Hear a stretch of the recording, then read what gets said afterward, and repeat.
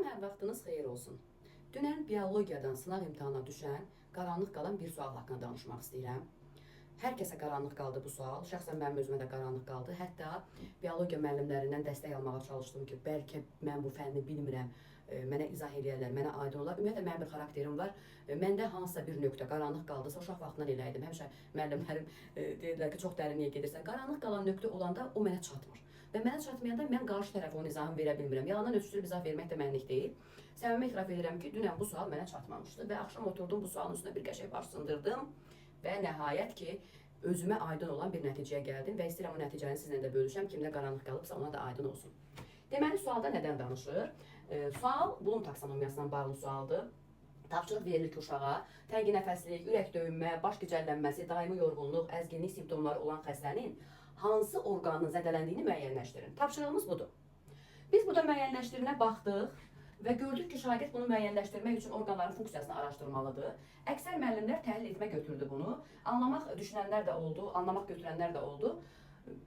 Burada məsələ nədir? Tətbiq çıxacaq və hər kəs qaranlıq qaldı ki, niyə tətbiq? Baxın, deməli, şagird nə etməlidir? Şagirdə verilən tapşırıq budur. Şagird təngi nəfəslik, ürək döyünmə, baş gicəllənməsi, daimi yorğunluq, əzginlik simptomları olan xəstədə hansı orqanında funksiyanın pozulduğunu bilməlidir. Bunun üçün şagird orqanların funksiyasını araşdırmalıdır. Tətbiq mərhələsi nədir? Aldığımız biliyi tətbiq edib bacarığa çeviririk, düzdürmü? Şagird araşdırdı, orqanların funksiyasını öyrəndi.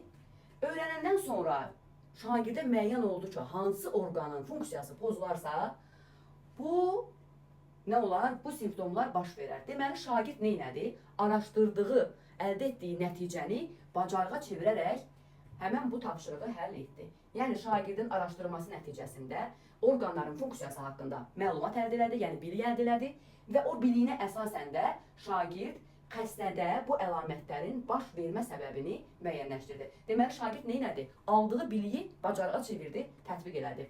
Time 2024 kitabında həmişə belə sual var idi, coğrafiya ilə bağlı.